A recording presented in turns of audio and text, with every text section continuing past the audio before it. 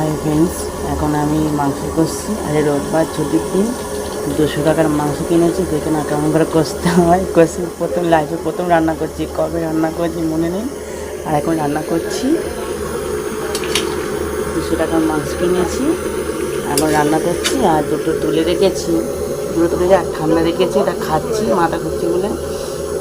আর হলো 2 পিস মাংস রেখেছি। আর এখন কষছি, এখন কষতে হচ্ছে।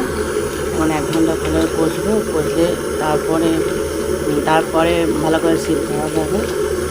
তারপর এখন ঢাকা দিতে হবে।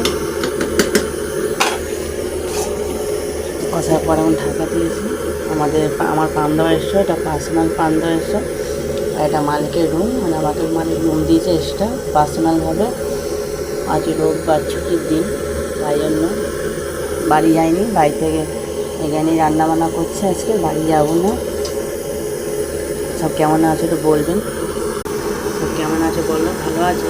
দেখো পুরো ঘেমে গেছি, এরকম অবস্থায় আমি ভিডিও করতে পারছি না। একদম টাইম ধরে চেষ্টা করেছি, ভিডিও করছি।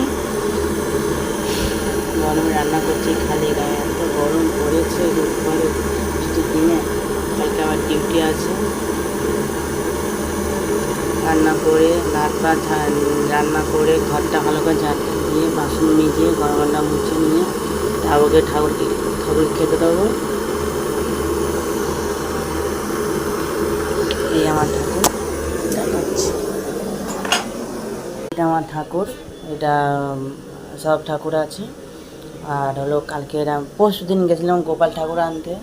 এই প্যাকেটের মধ্যে গোপাল ঠাকুর আছে, তার জিনিসপত্র আছে, সব ঠাকুরের জিনিসপত্র আছে। এটা হলো বুদ্ধদেব, আমি আমাদের ঘর থেকে নিয়ে এসেছি।